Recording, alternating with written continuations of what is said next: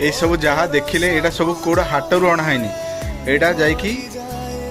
गोटे ग्रामरू गच्छरू सीधा तोला है कि अणाई कौन सी सार दिहनी कि किसी भी केमिकल दिहनी नेचुरल वे रे ऑर्गेनिक वे रे बनाई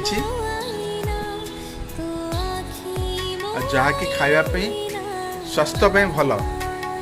तो से जदि आपण मानू केबे सुजोग मिलूची एमिति पाइबापी तो